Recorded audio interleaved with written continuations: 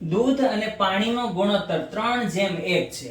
હવે જો તેમાં 4 લીટર પાણી ઉમેરું ને તો ગુણોત્તર બદલાઈ જાય. કેટલો થઈ જાય? 3:2 થાય છે. તો દૂધ કેટલું છે? ચાલો આપણે રીત પ્રમાણે દાખલો જોઈએ કે દૂધ લઈ લ્યો. કેટલો છે? તો કે 3x. x એટલે લીધો કે ગુણોત્તર છે, ગુણોત્તર કાઢવા x લીધો, બરાબર. અને પાણી તો કે 1x.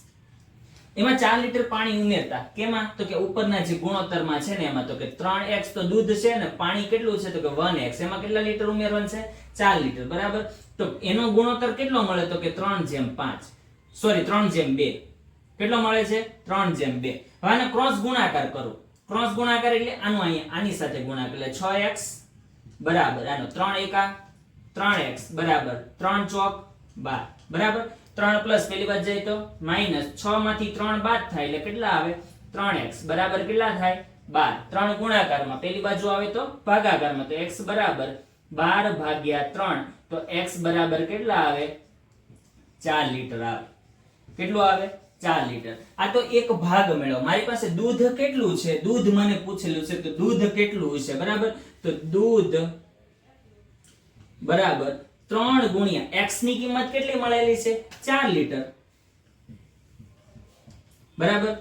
તો દૂધ કેટલું થશે? 3 ચોક ને 12 લીટર, બરાબર. આ તમારું શું મળ્યું? દૂધ મળ્યું, બરાબર. આ તો આપણે રીતસરનો દાખલો ગણ્યો, પણ કોઈ કોમ્પિટિટિવ એક્ઝામમાં ને એમાં ગણવું હોય તો શોર્ટમાં જોઈએ. ચાલો જોઈએ.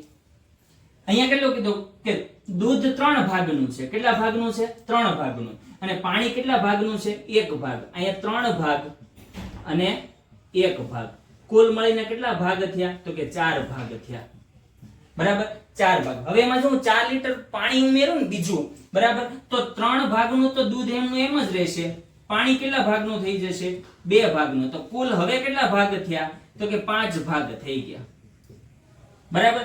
હવે સિમ્પલી લોજિક એટલું લાગે કે પેલા 4 ભાગ હતા, એમાં હું જો 1 ભાગ 4 લીટર પાણી ઉમેરું તો 1 ભાગ વધી જાય એટલે 4 માંથી કેટલા ભાગ થઈ ગયા? 1 ભાગ. એનો મતલબ એમ કે 1 ભાગ બરાબર કેટલા થાય?